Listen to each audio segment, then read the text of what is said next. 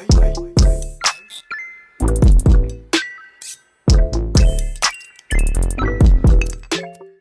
5, 4, 3, 2, 1. Hey everyone, welcome to another episode of the Moon Tea Podcast. Today we have Junior. What's up, Junior? Hi, yeah, mate. You should give me a cue to speak. Hi guys. I'm excited. You said it. You said it the wrong way. Actually, it's Junior. It's Junior. Yeah, Junior. There you go. Yeah, that's the right way to say it. Yes. Let's speak correctly here. Come on, John.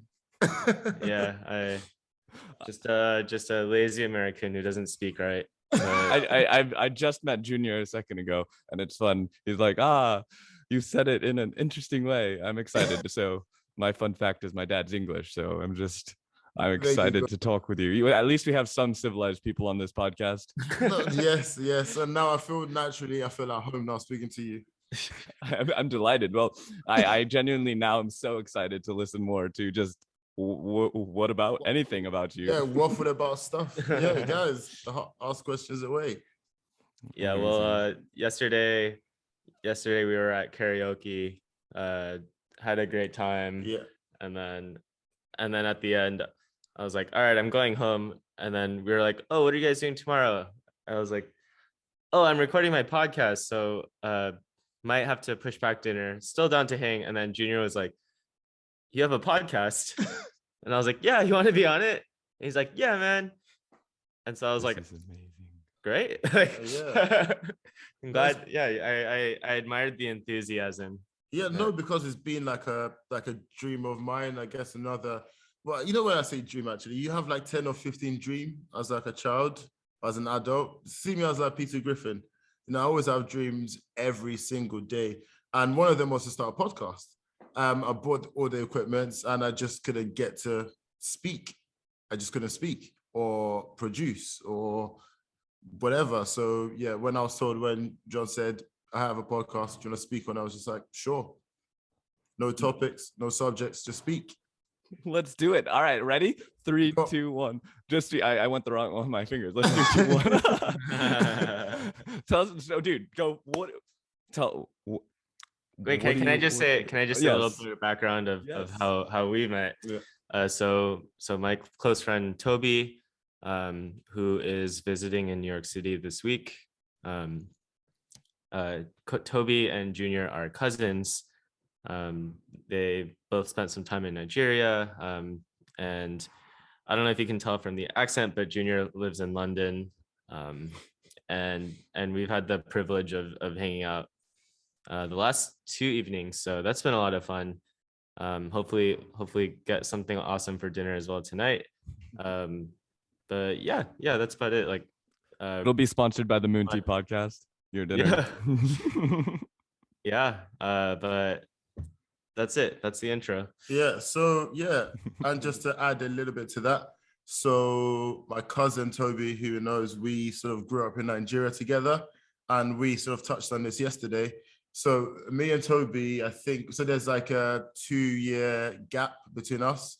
So relatively still quite close in age. And we will spend the summers in Nigeria just running around in circles for like 3 months straight. So that's where our bond comes in. So literally it's just get to our uncle's house in like the southeast of a place called Ibadan, which is, I think it's north of Lagos.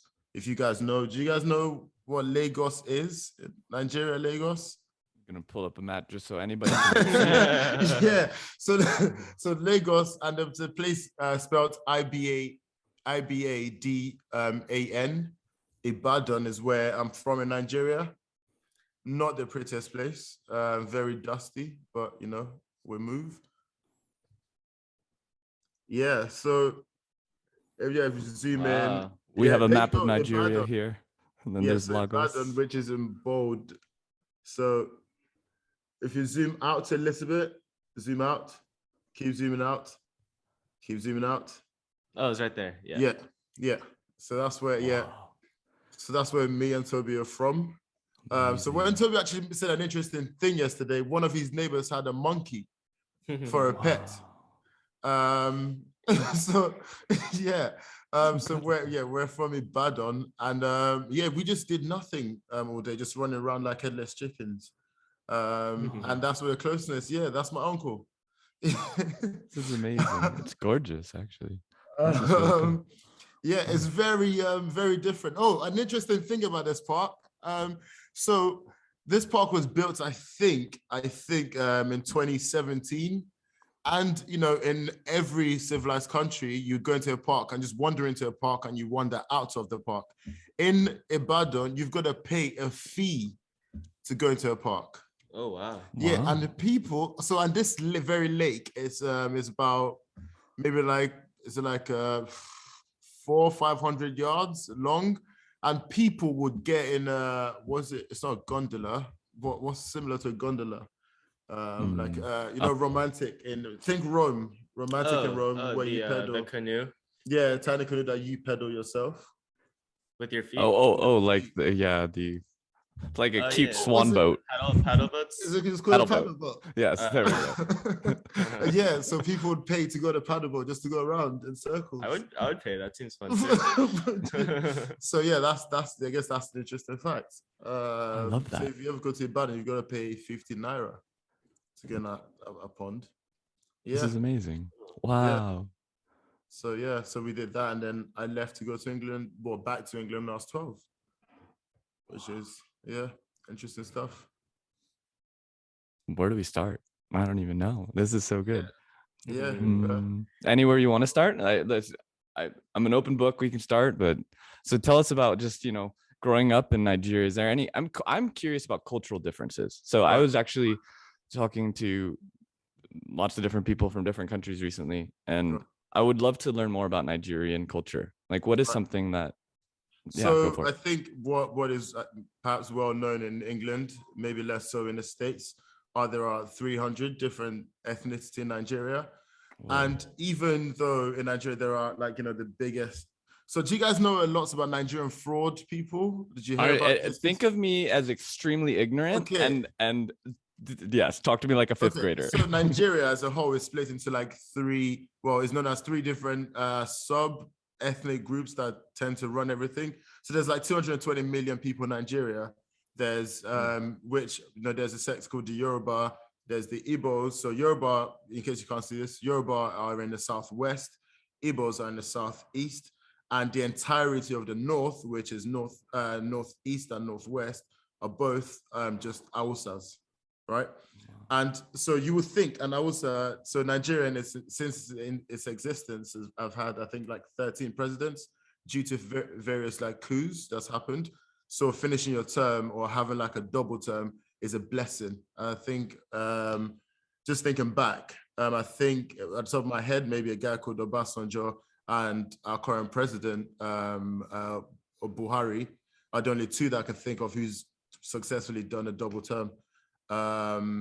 Which is again is uncommon. So anyway, so the north is I think they account for 100 million people. Southwest is 30 million. Southeast is around 15 million, and the rest are in the middle belt. And those the rest, which is I think is that get my maths right, is just over 100 million unaccounted people for Nigeria.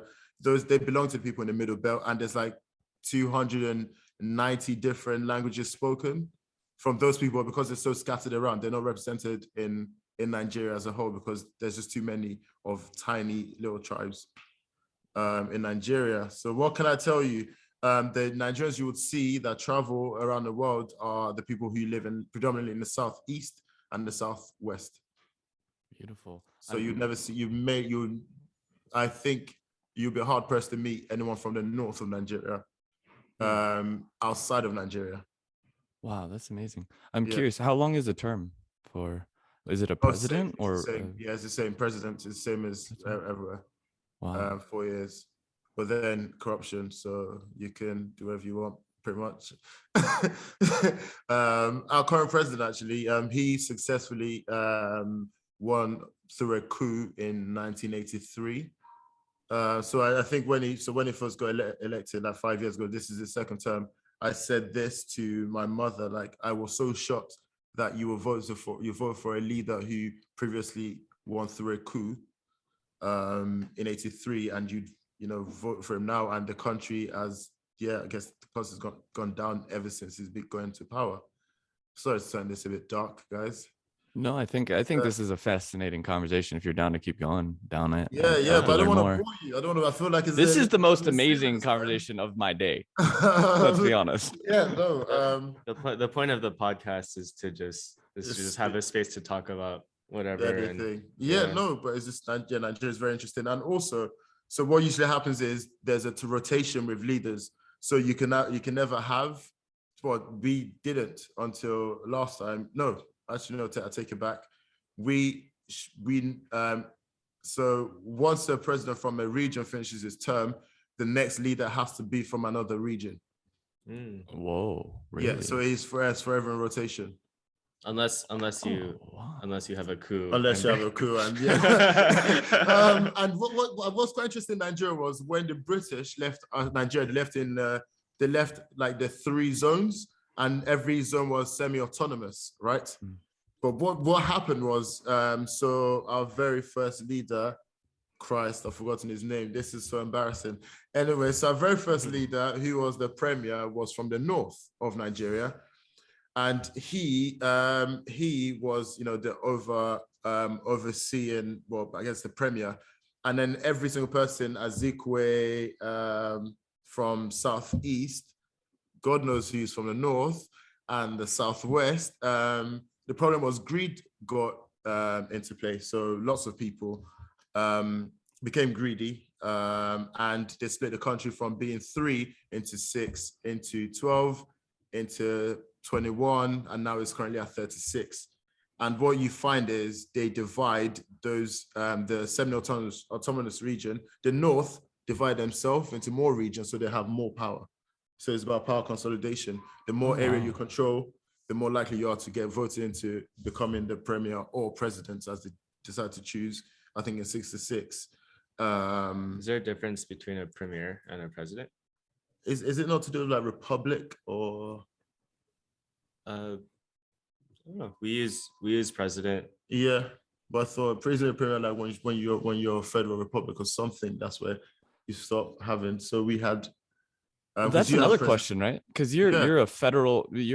I'm just looking this up because I genuinely don't know anything. And you're a federal republic, right? Is Nigeria? Oh, right. Christ, yeah. So I don't know what that means, to be honest. Yeah, you know what? I do not know either. Perhaps we can learn. We can both learn from this. Let's do this. What's the difference? Why does China have a premier and we have in the UK we have a prime minister because the monarch is the head, right? So that's the reason why we have a prime minister, but premier, because in China, is it a premier or is it a president? It's a premier, right? Oh, like Xi Jinping? That's just authoritarianism he's at its finest. Right? President, is he? I don't know if cough Google. Go to commercials. Xi Jinping is the president? Question mark? The president?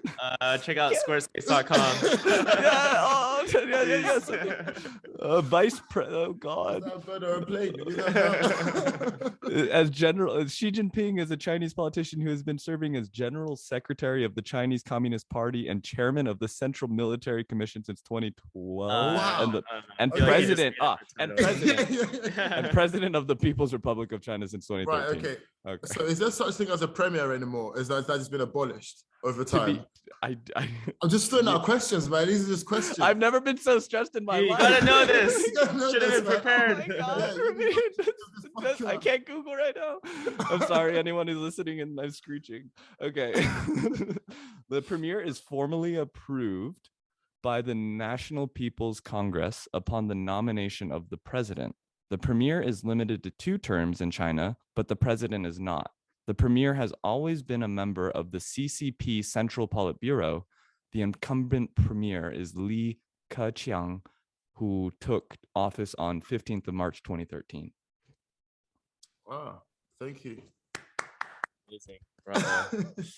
Yeah, I haven't learned anything from that, but yeah, great. Me neither. I think I'm gonna rewatch this podcast, to be honest, and learn more. Because right now, I'm like... Hugh, you might need your dad to just listen to this and correct us. his dad is a historian, so he'll know all this stuff. Right. He'll be like, oh, a premiere, like they started to have premieres in the 18th century when Queen Elizabeth was like, And I actually will show him this episode, and it's totally okay because this is how we learn: is to look foolish. Good, and put it on the internet. Yes, Look foolish. Junior, you don't look foolish. You're actually you're educated, you're well traveled, and you've lived in multiple countries. What have I done? I don't know. Yeah. Speaking of those, are you as well traveled as young John over here?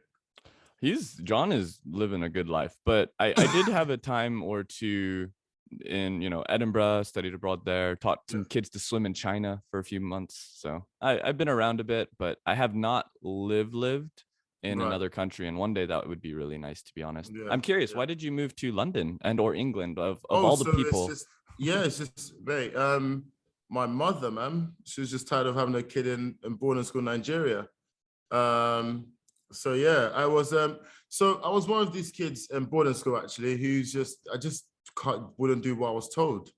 So actually, I'll paint a picture to you. So in Nigeria, so when you start boarding school, what happens is you get given like, your contraband, which you're not allowed to take in, where your parents sneak in stuff. So these are just like basic stuff like tuna in a can wasn't allowed.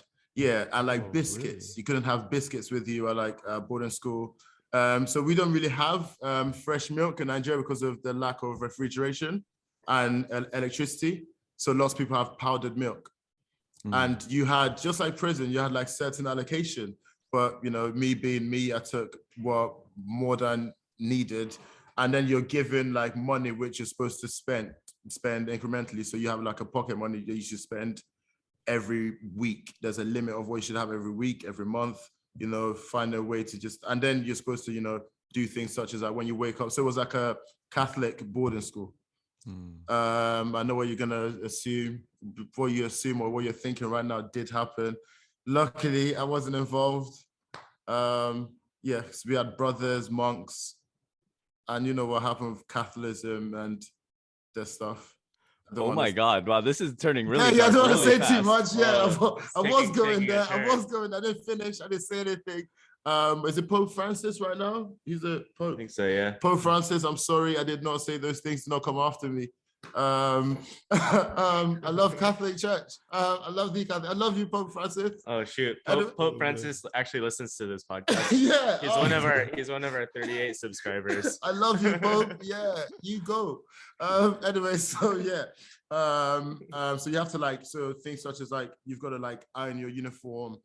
You had to do, we did recess. Anyways, long story short, I just didn't cope with rules and, I had to spend my money a certain way. I didn't do that. I was sneaking out. Actually, that's a lie. I didn't sneak out of school.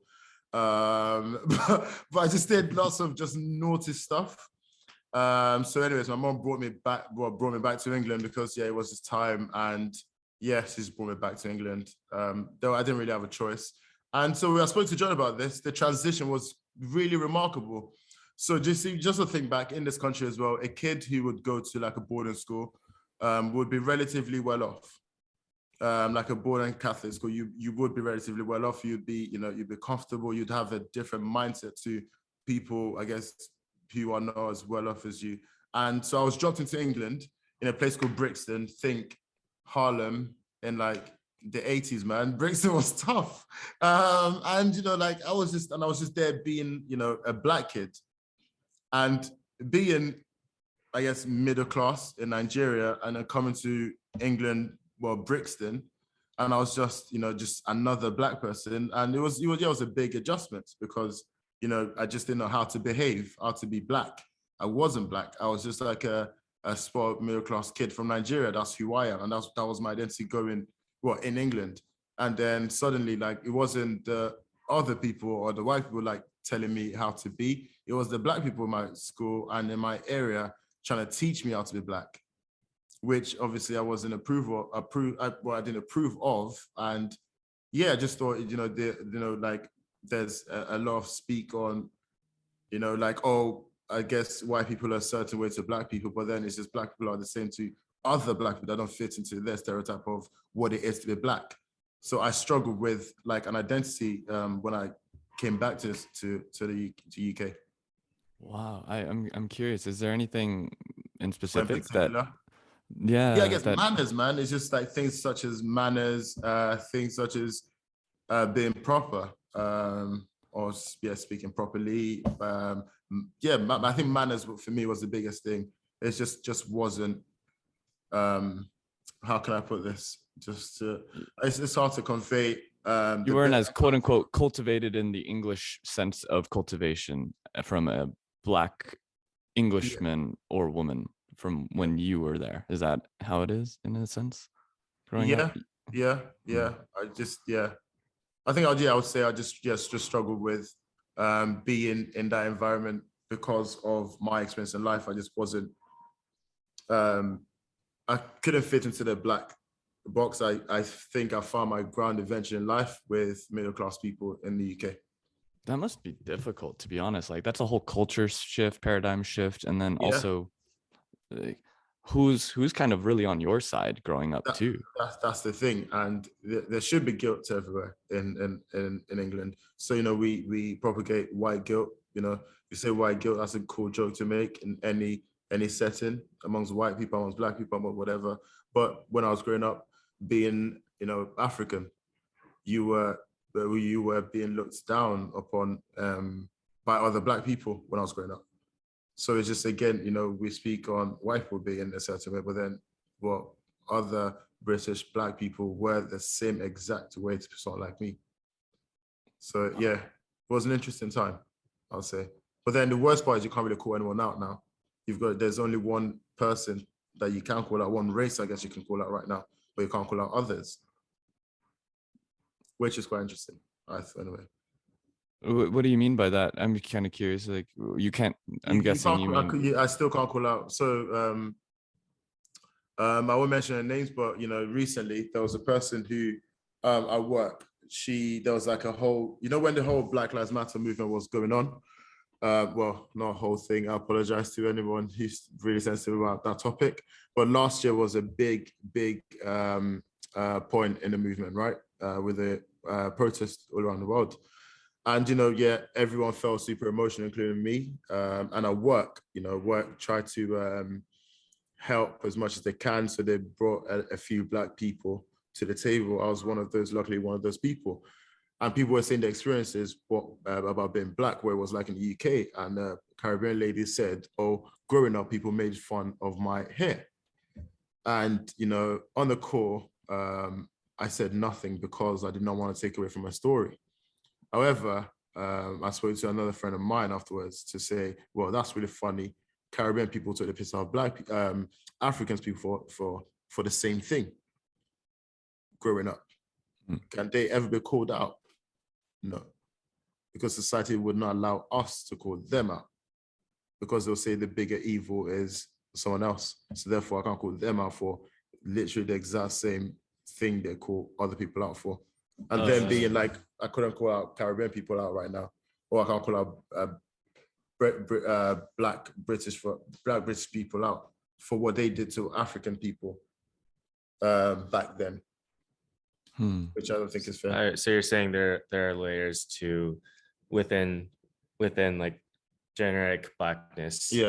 There's like Africans and like Black British people and there's like all these layers of like there are Black people that think they're better than other Black people. Like Asian people have the same thing too. Really? What would be an example? Just I think there are like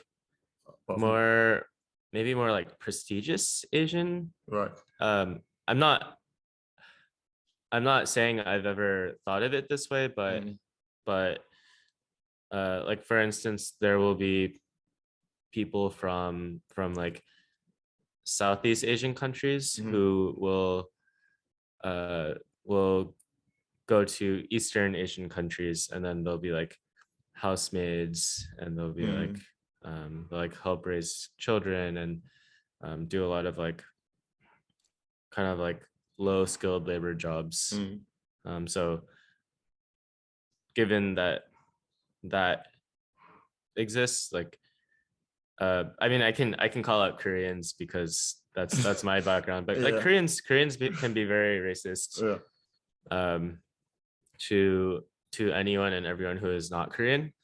And it's interesting, like Korean people don't say Korean, like the way that they call it directly translates to our country. Right. And so yeah, I mean, I have heard instances of like people from the Philippines or Right. people from like there's like Malaysia and like kind of other places where Right. where they're like Okay. Korean people will not think that they're like have the right background, Yeah. which uh yeah, so I guess Yeah. I'm saying it's like it happens. Yeah. Yeah, it's like, But is there a yeah, it certain way happens a you lot. would say in this country there's like a certain standard of being Asian that, you know, there's a certain stereotype that other Asians expect you to sort of keep, or would you say there are just, yes, and what are the standards that you would say stereotypes? I guess that question makes no sense. No, I think it does. Go ahead. I think it does. Yeah, I mean there are stereotypes, but Do you have to keep to a standard, would you say? I try to not think about it, or I try to not like think about what the expected thing is, because I'm like trying to do what's best for me and like my community, which is different from what someone's idea of a stereotype is. Like, Right. I don't know, I feel like if I was like following a stereotype or like thinking about it too much, Right. there would not be a podcast, because that's not like a thing that Yeah. people do. I don't know. What do you Yeah. think about it, Hugh? No, I think it's a really curious question and an important question, because you're touching on something super fascinating that I'm actually just like barely beginning to learn about and like actually comprehend. And I'm not being humble, like I genuinely have a lot to learn about it. So from my perspective, and having, you know, partial roots in England, which is extremely classist, and we're an imperialistic country for many ages. Something that's interesting is how you're kind of pointing out that it's not just nationalistic and from where you're from type differences, it's classism and cultural classism. And I think that's interesting, where certain things about America, quote unquote, were very flat comparatively for classism, and or just, you know, in England, I don't think if someone walked into a restaurant here and they had, you know, one accent from the north, south, east, or west, you know, we wouldn't have as much of bias as one does and possibly does if someone has the Queen's English or the Geordie accent, you know. And I think there's massive things to be distilled from that whole conversation. But then I also think that from like a Western perspective in America, I do believe that there still is that type of classism in a way, because it's interesting, right? And I'm really, this is hard water to talk about when I don't know enough, but there's the whole, as you said, the Black Lives Matter movement, and it's extremely important, and there's a lot to that conversation.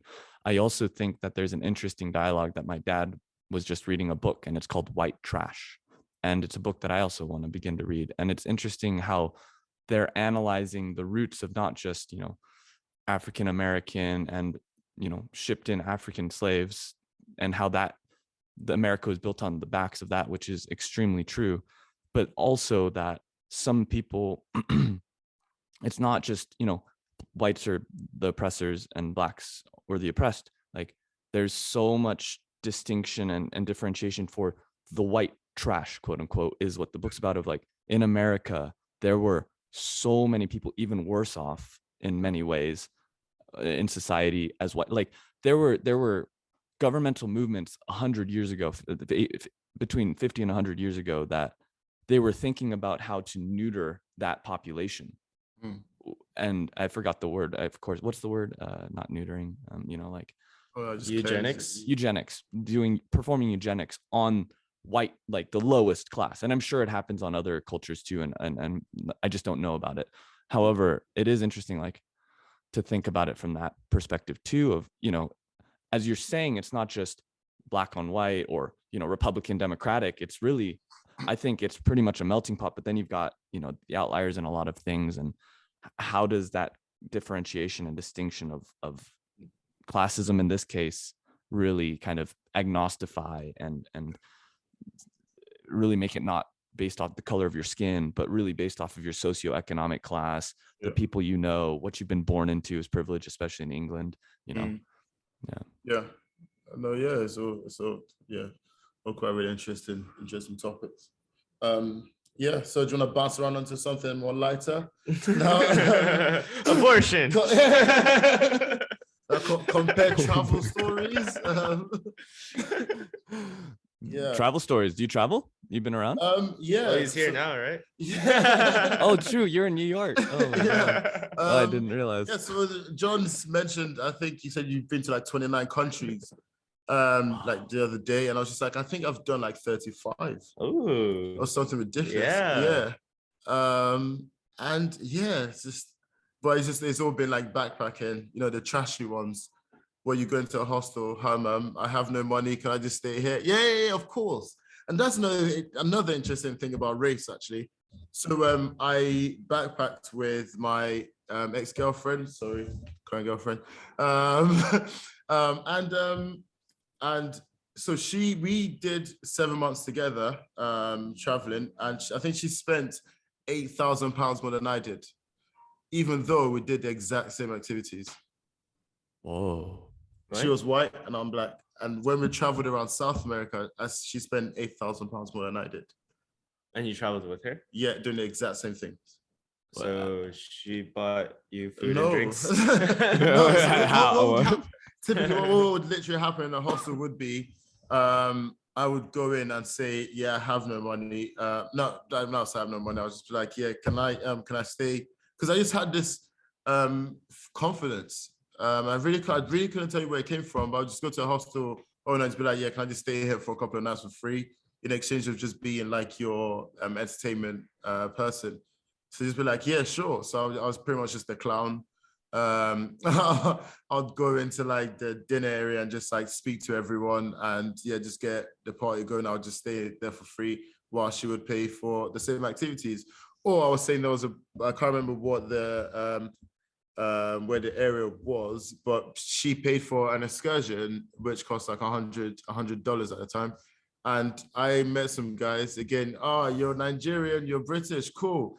They literally, a guy got a cutlass to cut the grass, and he led me through to like this amazing waterfall, which she paid $100 to go to.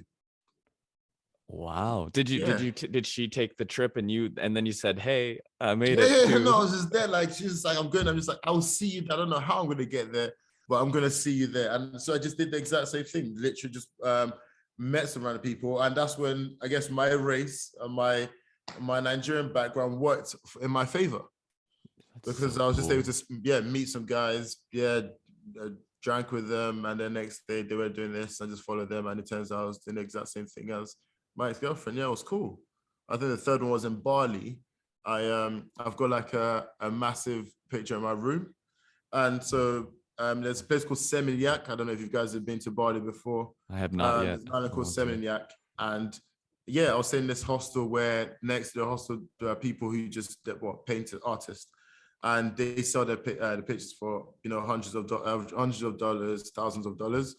And I just went there one night after I was from a night out, I'll enunciate. And yeah, so I just got there. I sat with them. They couldn't speak English. I did not speak their language. I can't remember what it was now, but I'm sorry. Anyway, so yeah, just sat with them for 5 hours, and all we did was they played music, I played my own music, we just bopped along, and they sold me the painting.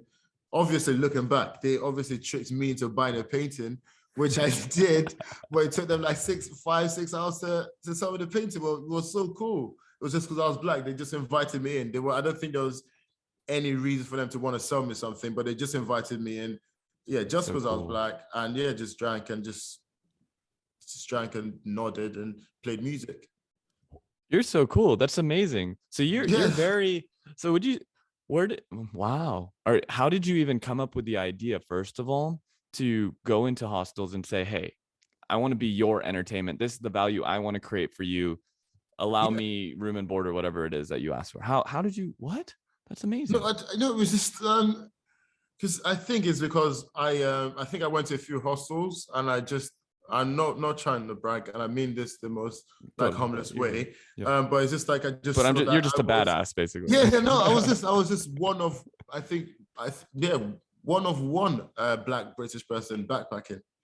I just didn't see anyone else, and I think that made me an attraction, essentially. And I think that's just what happened. Went to hostels. I would be the attention, and then people give me drinks for free.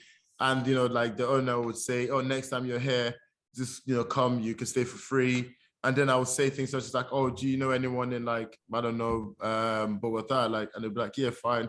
"Oh, you can stay at my friend's hostel." And then when I get there, it's like, Junior, Tobi, and then like, bang, you can stay in a room for free.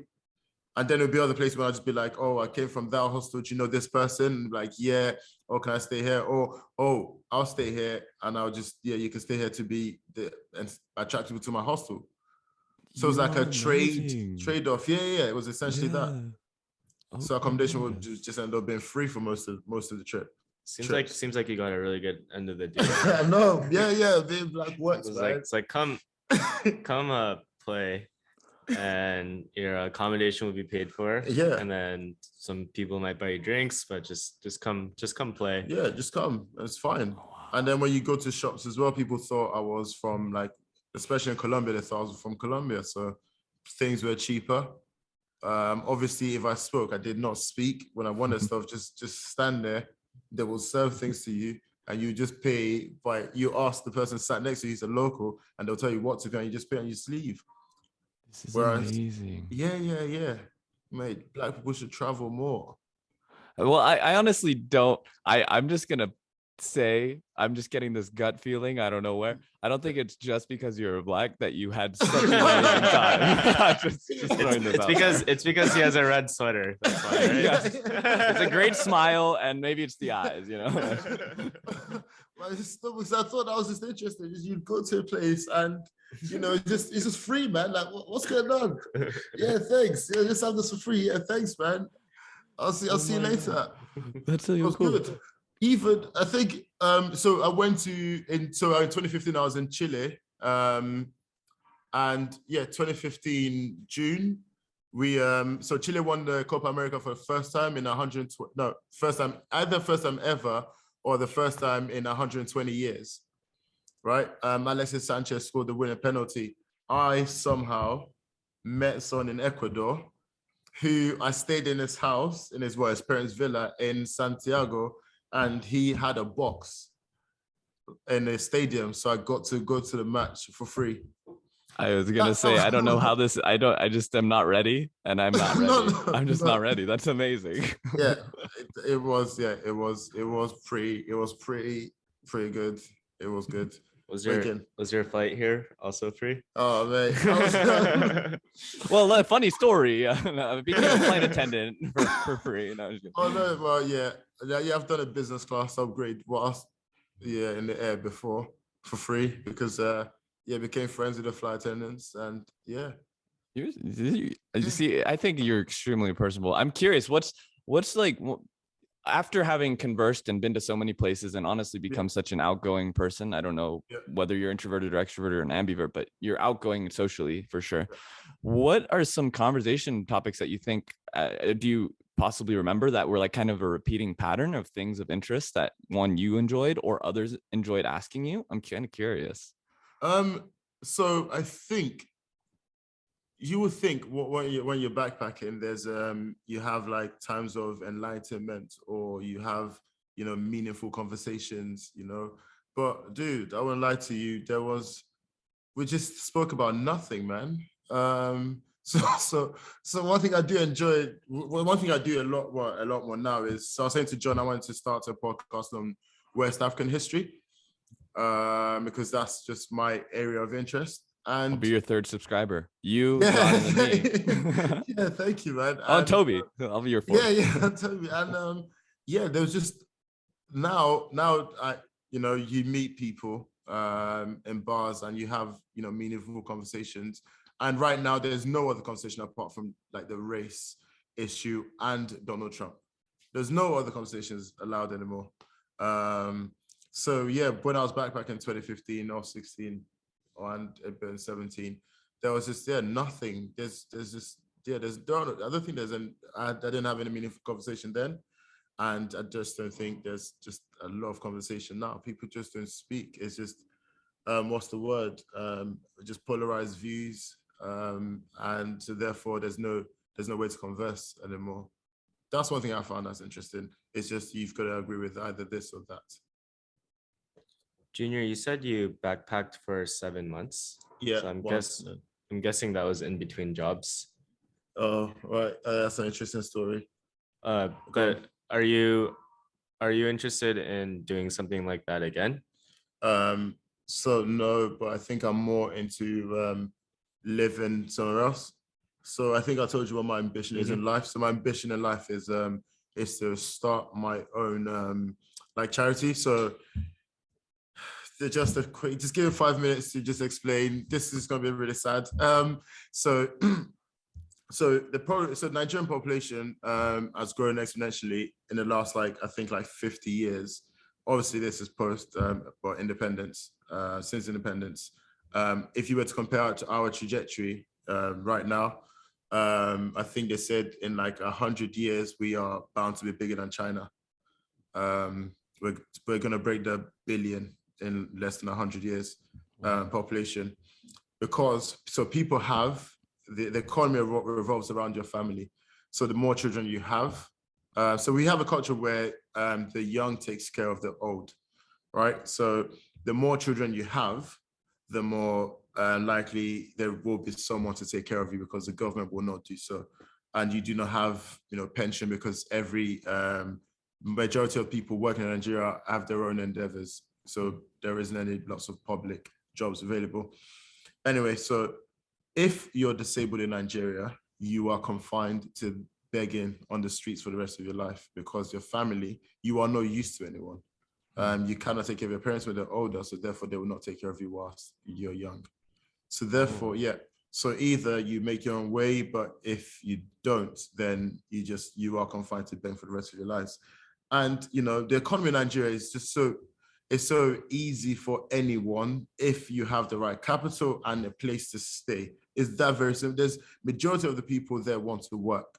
They would, if you provide them with capital. So I think I read, so my curiosity started, I think was 3 years ago when I read a book on altruism. I really can't remember what the title is, but it's the cover is a yellow book with, when you go in shops in the UK, we have you can give a penny when you have spare change in a plastic cup, but it's in a shape. I can't remember, where you can only fit in a quarter in your scenario. It'd be like a cup where you can only put in a quarter, but you can't take money out. So anyways, that's what the cover looks like. In case anyone wants to look it up. And it just speaks on different ways of giving.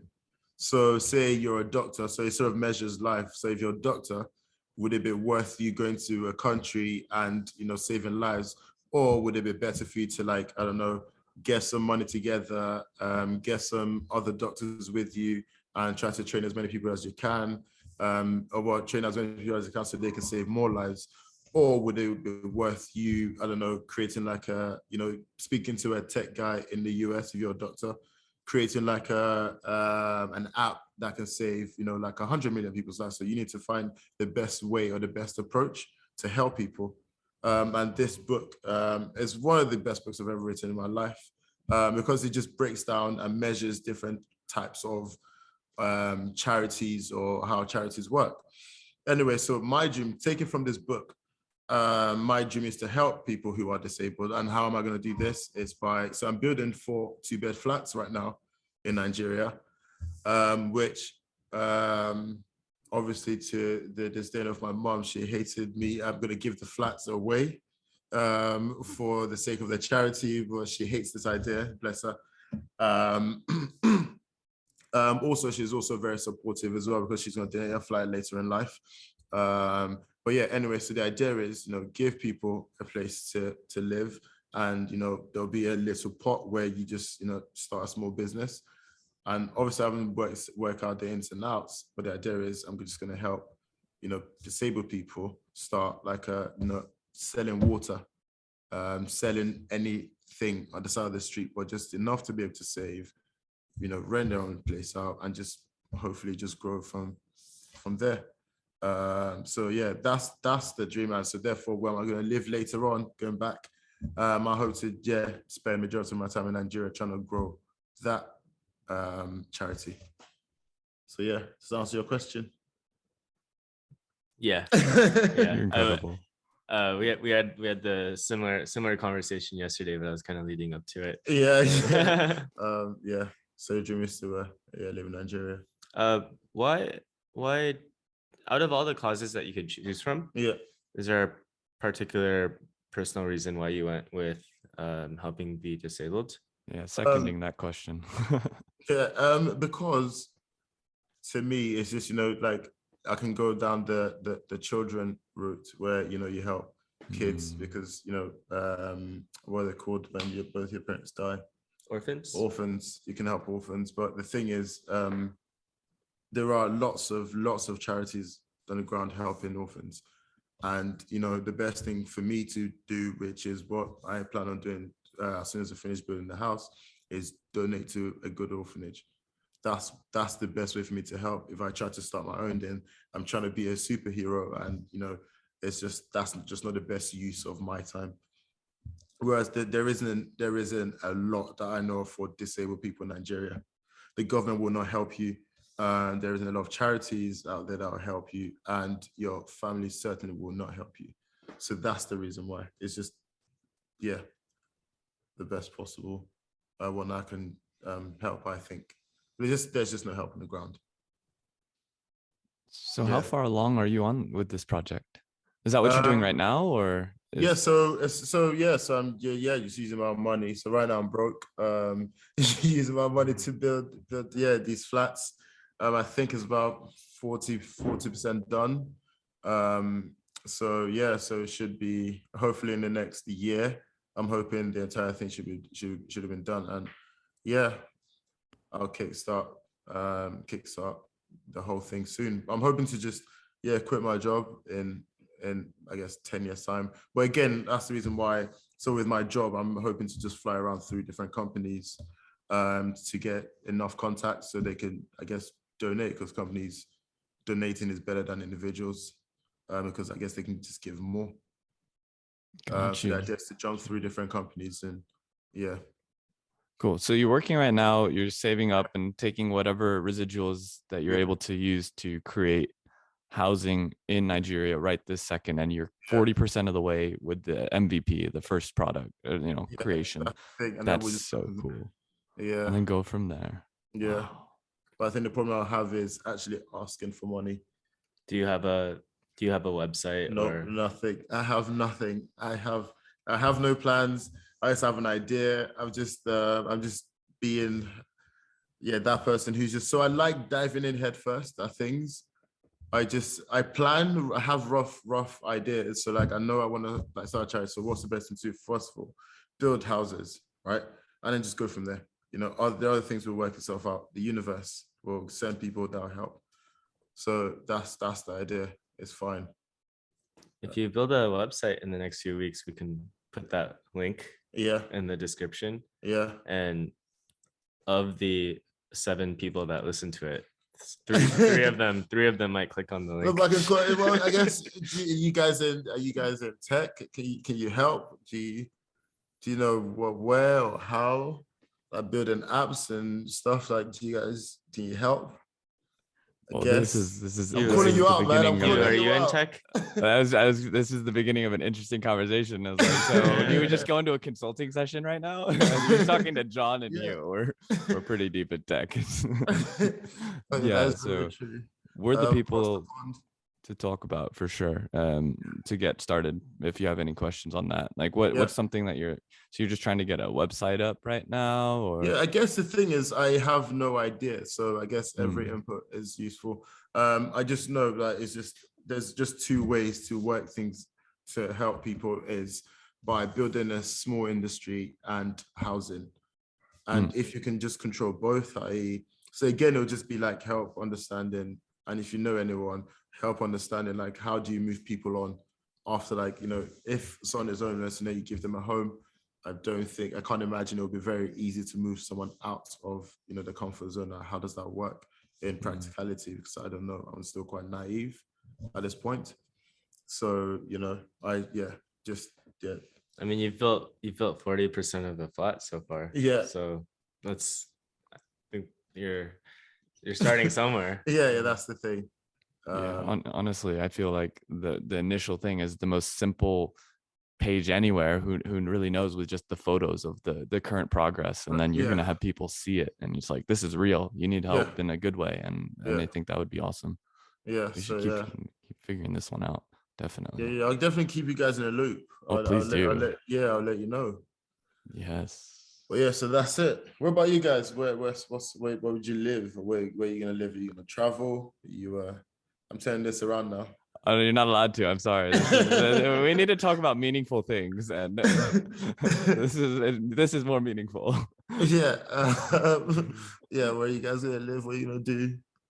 Do you guys have that? Actually, do you guys do the whole 5-year, 10-year, 15, 20-year plan, or? I definitely, we once had a podcast where people were trying to ask me when we had Jon on, like, do I have they're like 5-year dreams and stuff, trying to figure this all out. Yeah, right now that's actually a question that I've been I'm working on. How do I kind of like, what are really important issues and or problems that people and or societies and or cultures are having currently that are going to be extremely important, not just for us, but for the future generations of, if I ever have kids and or other people's as kids. And I'm trying to find like a collated list and or what people think.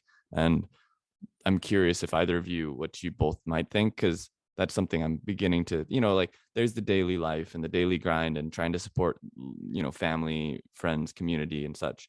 But also, what is it at a big picture scale, other than, you know, just like, you know, you've got like Elon Musk's missions and stuff like that, which are extremely fantastic, but are those the only ones? is multiplanetary species the only one? Is increasing the speed to sustainable energy the only one? Or what else is there outside of those, is my current question to people. I mean, I think it's pretty important that we choose a cause and then just run with it, because there are an infinite number of important problems. Maybe not an infinite, but let's say there's like 1,000.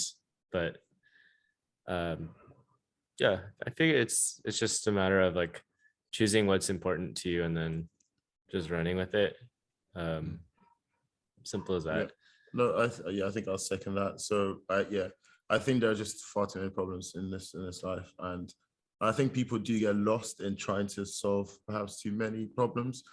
Therefore, you know, you just run into, and I've again, this, you both can disagree with this, and I'm sure a lot of people would disagree in this, but I just feel like, you know, we have a lot of mental, like, just issues right now where, you know, I just feel like, you know, there's always, I think, a mental issue with us as a society. Just, how can I best put this without sounding really rude? But we just break down too easily, man. We're not snowflakes, but we just break down too easily. I just feel like every single person should just have a cause in life, and your cause will drive you through. I promise you. So, like, this is, you know, even though it sounds very, you know, it's what I'm trying to do. It sounds very charitable. Sounds like, you know, I'm trying to help. You know, I find a problem, I'm trying to help. But the thing, in actuality, all I'm doing is just trying to stay sane. You know, if I have like a cause in life, there's a reason to do things. And, you know, I find that, like, you know, touch wood, I haven't like had a breakdown yet, or just, I'm not even close to having a breakdown, but it's because, you know, there's just a bigger thing for me to focus on in life. So, you know, if there are like issues right now, just, you know, don't focus on the mass issue, just on the macro, just focus on the micro, and, you know, just try to deal with, one cause, and whatever you feel important, that's important, just deal with that. Elon Musk is, multiplying through stuff. That's him. Well done to him, sir. But for me, it's just helping your neighbor. And mine is, in Nigeria, disabled people. That's what's important to me, and nothing. Yeah, that's what's important. What about you, Hugh? Is the question of what are some possible causes that I might be playing and thinking about? Yeah. And once you say it, you have to dedicate your life to it. No pressure. I was just on the call with our head of HR today, and we were talking about educational issues with regards to even our next generation of kids. I think there's a lot of conversation there, and supporting teachers and quality of education and or support of education and quality of classroom environments and or virtual environments if we're going virtual. I'm also kind of wondering about, I was watching The Social Dilemma and reading a few other books and stuff, and like social connection, not just in a virtualized space.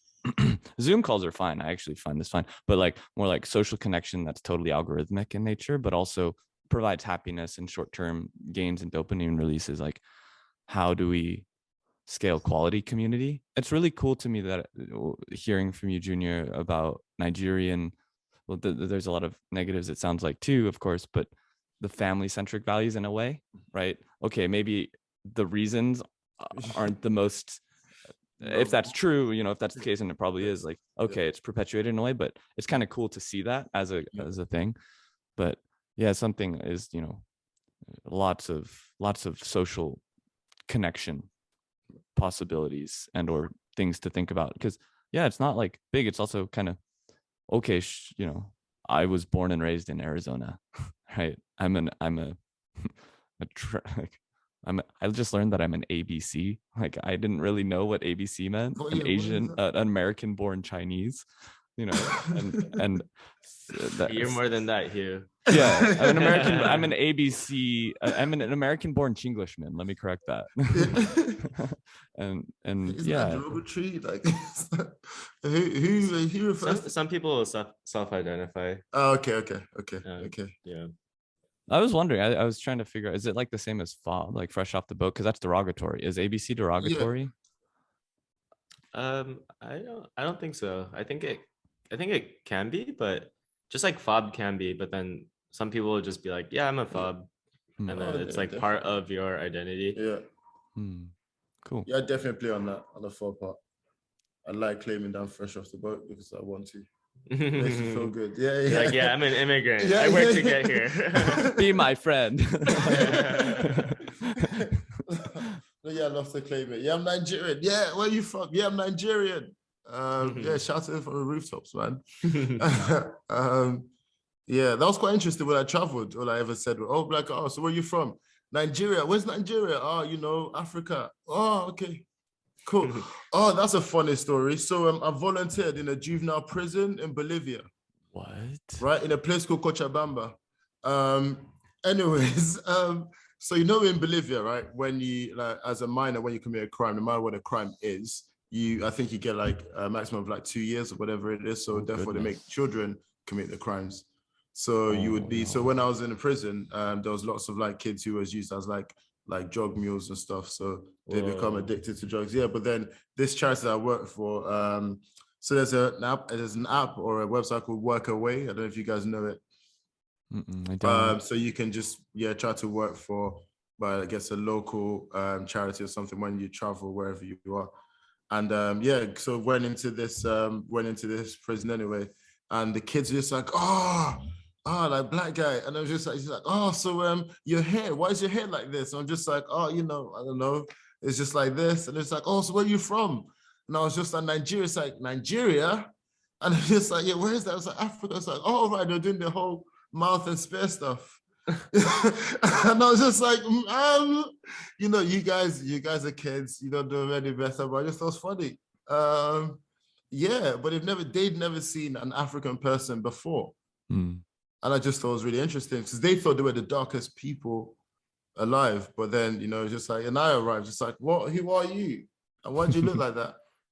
I just thought that was an interesting story. I love that.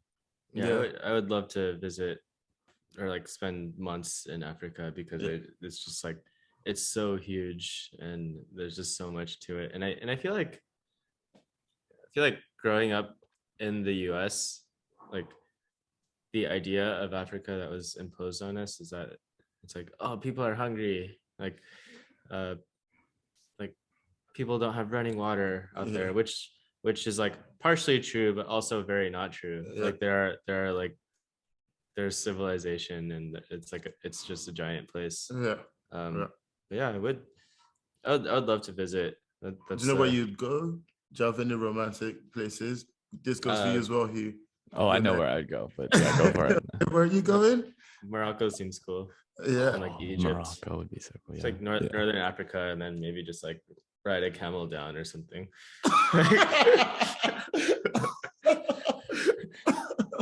That's so funny. Hugh, where are you going? Yeah, I of course have to go to Gibraltar first, and then take the boat over to Morocco, and then see that, because that's an interesting historical point of view. And then of course we have some people in current company that are in Egypt, right? So I would love to learn more about Egyptian culture. And then you've got like Ethiopia and Nigeria, and those are part, of course, but then in the southern parts you've got interesting cultural differences. But then on the east you've got really good scuba diving. So I really want to go like scuba diving and doing like underwater photography one day. But yeah, basically something that was interesting to me recently was, and correct me if I'm wrong, but I think it's similar. It's like Africa is so large that not everyone is, I mean, obviously, but not everyone is of the same skin color being from Africa. Like you have, you know, the Oriental trading routes that merged. You have the Saudi Arabian peninsula. You have the Middle Eastern areas that merge into the northeast of Africa. Then the southeast, you've got different cultural. And I'm blown away. I know nothing. I really do. Well, Elon Musk is like technically more African American than actual. It's like I don't know, he's like born in South Africa and everything. Junior, question for you, and a question that we ask all our guests is, what parting thoughts or words of wisdom do you have for our... Wait, is it that time already? Oh my gosh, time flew. Are you serious? Sorry, Hugh. Sorry, Hugh. Told me beforehand. Then any parting words of wisdom? Hey, you're welcome back anytime. Yeah, no, I will definitely, but I'll be across the pond, but just dial me in. Yeah, we can adjust the Zoom. Works perfectly. We'll make dial me in. Words of wisdom is, just I guess do what makes you happy and do not lie to yourself. And I do mean that in the form of being truthful to yourself will make you happy. That is it. You heard it here first. Seconded. Thanks, guys. No, great meeting you, Hugh. One day, I guess I'll hope to meet in person. Oh, please. If you ever come by, I'll tell you exactly where the next hostel is. And no, I'm just kidding. No, absolutely. Please do. That would be so cool. And wherever you are, I think, honestly, I was kind of thinking about this earlier today, John. I was like, maybe we get like a mailer, just emails, and stay in touch with people over time. And then kind of like, I don't know, just like once a year, say, hi, everybody. You're all really, really special people. And then, hi, everyone. We're meeting in Minneapolis. Anyone wants to come this hotel for this weekend? And then like you, me, and maybe like one other person will go, and then we'll just hang out for the weekend. That, or we can go to Nigeria and help make some houses. Yeah. Well, down for that too. Yeah, you know where I live. You don't, but or you can come to London and have a recording session in London, and you have something to stay. I'll get a big air bed, sleep in the couch or in the living room. Sorry. Yeah. Well, you're a gentleman. Come over. This is amazing. Oh yeah. You can't undo this. This is now recorded and live on the internet. This is on the internet. Voice already said it's done. Goodness. All right. Junior. Junior. Senor Junior. That's You are Junior. incredible. Honestly, thank you so much for coming on. Yeah, thanks for having me, the guys. show, man. Thank you very much. Yeah, so I guess with that, we'll have to wrap up another episode of the Moon Tea podcast with really interesting enough, hopefully, podcast where we talk about craft, community, and building meaningful careers, and honestly anything and everything else that people are interested in, that, in the words of our wise guest today, meaningful conversation. So whatever's meaningful is important. Anyways, thank you everybody for tuning in. Hopefully we'll have this out in a few weeks, and hopefully we record this every week, but we're working on our pipeline. We're doing it though. We got this. All right, thanks everybody. See ya. Peace. Right.